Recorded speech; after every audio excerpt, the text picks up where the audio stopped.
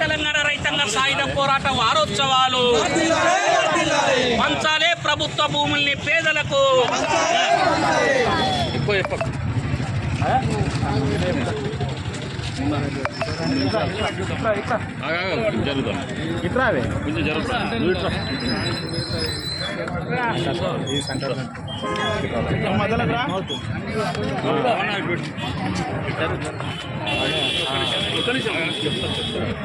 పిన్ని పెట్టా దాన్ని కదా పెట్టుకో పిన్ డెస్క్ ఫోటో మరి 20,000 రూపాయలు రవాణా ఫీల్ అవుతుంది. రెడీ అన్న చెప్పండి స్టార్ట్. ఈరోజు సెప్టెంబర్ 17 తారీఖున తెలంగాణ రైతాంగ సాయుధ పోరాట వారోత్సవాల్లో భాగంగా ఈరోజు ముగింపు సందర్భంగా జయశంకర్ భూపాలపల్లి జిల్లా కేంద్రంలో సిపిఎం పార్టీ ఆధ్వర్యంలో ర్యాలీ తీస్తూ ఉన్నాం. ఇది విమోచన దినోత్సవం కాదు, ఇది విమోచన దినోత్సవం కూడా కాదు, ఇది విలీనమైనటువంటి రోజుగా ఎర్రజెండా పార్టీలు సిపిఎం పార్టీ భావిస్తూ ఉంది. జూలై 4 తారీఖు 1946లో దొడ్డి కొమరయ్య మొదటి అమరవీరుడైనటువంటి రోజు.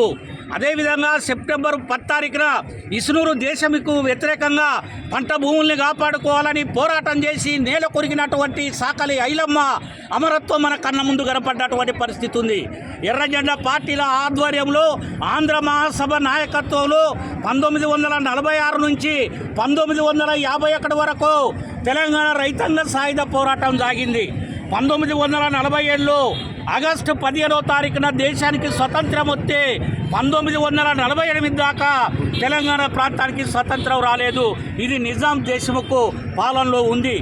మరి ఎర్రజెండా పార్టీలు చేసినటువంటి పోరాటం ఈరోజు గోల్కొండను కైవసం చేసుకోబోతా ఉన్నారు, నిజామును దిచ్చబోతా ఉన్నారు, ఎర్రజెండా రాజ్యం రాబోతుంది అని చెప్పి ఆనాడు సర్దార్ వల్లభాయ్ పటేలు నెహ్రూ గారు తెలంగాణ ప్రాంతానికి సైన్యాన్ని పంపి ఉస్మాన్ అలీ ఖాన్ మీరుతోని మాట్లాడి ఈ ప్రభుత్వాన్ని యూనియన్ గవర్నమెంట్లో విలీనం చేసుకున్నటువంటి రోజు. కానీ ఈరోజు బీజేపీ రజాకర్ అనేటువంటి సీమతోని ఇవాళ చరిత్రను వక్రీకరిస్తూ ఉంది. ఇది హిందువుల మధ్య ముస్లింల మధ్య జరిగిన పోరాటంగా చిత్రీకరిస్తూ ఉంది. పేద ప్రజల్ని దోపిడీ చేసిన దాంట్లో హిందువులు ఉన్నారు, ముస్లింలు ఉన్నారు. హిందువులకు వ్యతిరేకంగా ముస్లింలకు వ్యతిరేకంగా పోరాటం చేసిన దాంట్లో హిందువులు ఉన్నారు, ముస్లింలు ఉన్నారు. 4,000 మంది హిందూ ముస్లింలు ఎర్రజెండా పార్టీ నాయకత్వాన అమరులయ్యిండ్రు. అదేవిధంగా 3,000 గ్రామాల్ని విముక్తి చేసినాం. 10 లక్షల ఎకరాల భూముల్ని పేద ప్రజలకు పంచిన చరిత్ర ఎర్రజెండది.